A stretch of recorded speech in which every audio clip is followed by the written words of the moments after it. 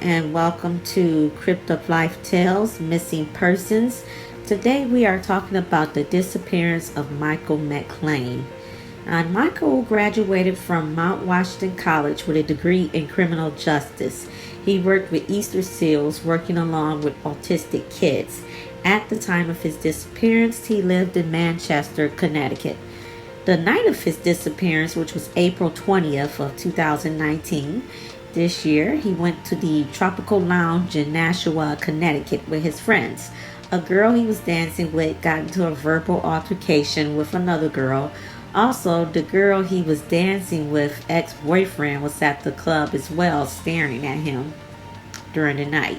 It was towards the end of the night, and the girl that he was dancing with, as long as another girl, well, the one she got into a verbal confrontation with, went outside and got into a physical altercation outside the club. Michael intervened and broke the girls up. His father, who did an interview, and I will leave that link at the bottom in the description box, he stated that the girl and her ex-boyfriend was arguing outside of the club as well. Now, somehow Michael left the tropical lounge without notifying his friends that he came with.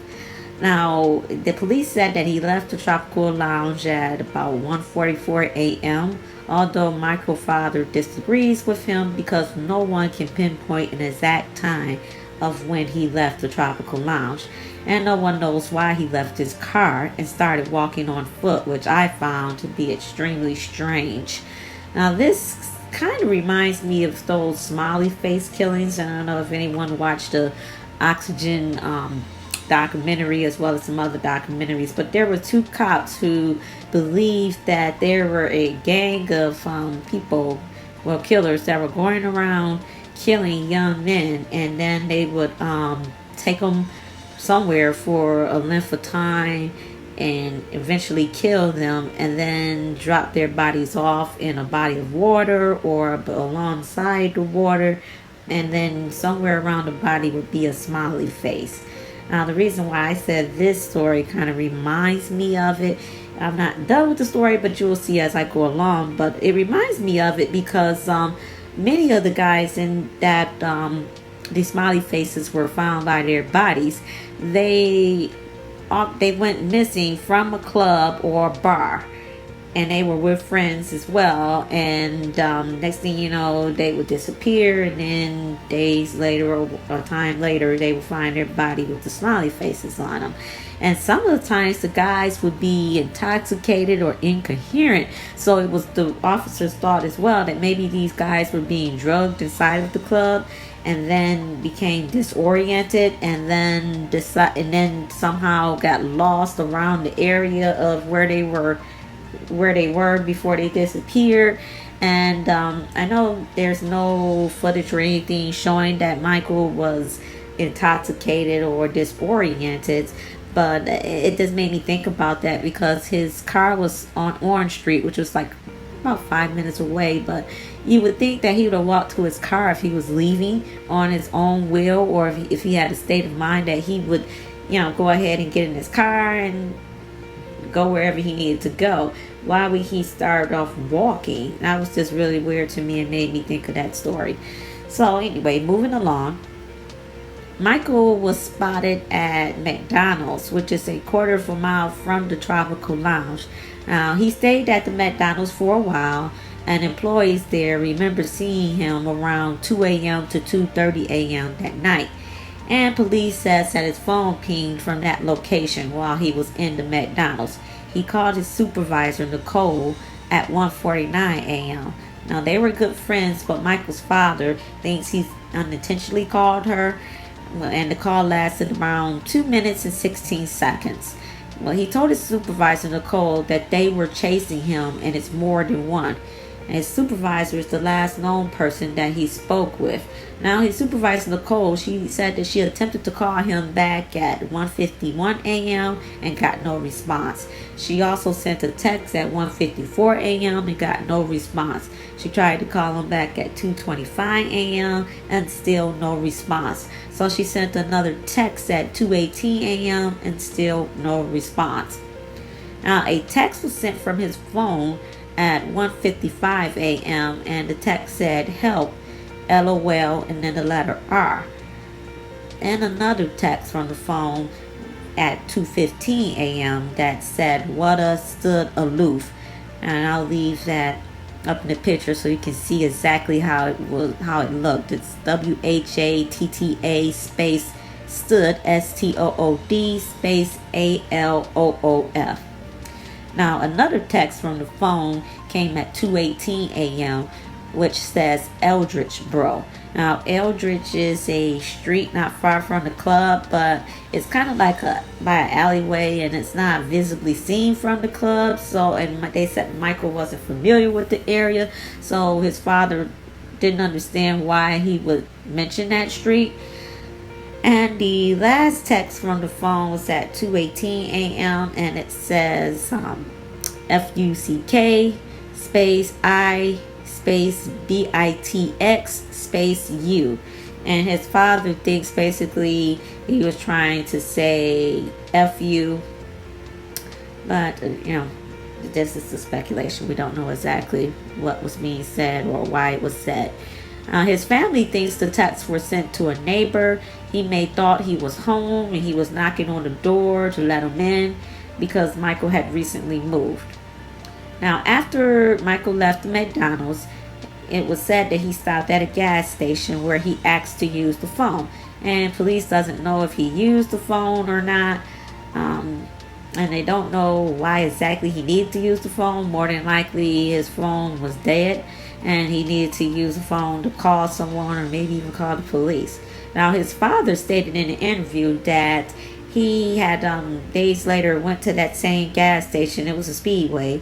And the person there that he was questioning, he said this person looked like they was on something.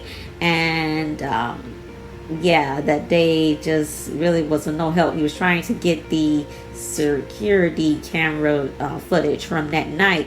And he said this person was just like really messed up on whatever it was and just had a very hard time comprehending what he was saying. Now, those pieces of footage that the police have, it has some footages from different businesses in the area. And so the police said after leaving the gas station, there's some footage of Michael going to a condo complex not too far away from the club and not too far from the Speedway and in that footage it shows him leaving the condo complex at around 3:30 a.m. and you cannot see where he went afterwards because the area was too dark. Now Michael's father thinks that he may have tried to trick the people that was following him that he lived in the complex, so he went in there and acted like he lived there to kind of throw them off. Now around this complex there's a body of water. It's about 400 to 500 feet from the complex, and the police are saying basically there may be a possibility that it was so dark around there that he mistakenly fell into the body of water. Michael's father says that there's too many barriers around that complex for a person to accidentally fall into that body of water. He says there's a wooded area before the body of water. He said also there's large boulders and there's some kind of steep ditch-like area which will make it very hard to accidentally fall into the water. Now, theories on this case is theory number one.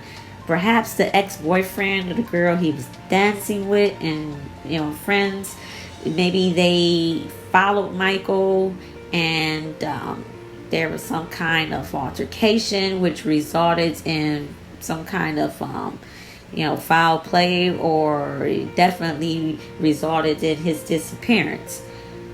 So far, no one said anything. There's been no reports of anybody saying anything of that nature, but that's definitely a theory that could possibly be. Again, this is all speculation and it's all allegedly as well.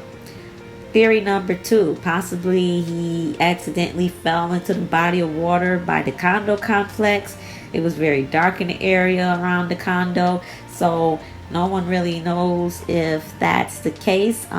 Michael's father in the interview did state that the police did a search, and I think they did search the area of the water, if I'm not mistaken.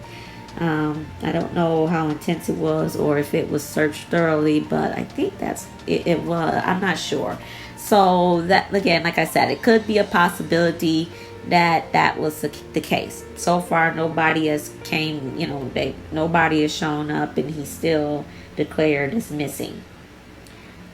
Theory number 3, again, like I said, in this case made me think about those smiley face killer cases. And the first case was someone from the Boston area. And I know Boston is kind of far, from that area, but it's all on the East Coast. So, I don't know. It sounds really fishy and suspicious, and I really think it could be a possibility where something may have, been slipped in his drink, or something happened to disorient him where he didn't look like he was drunk, but he was disoriented.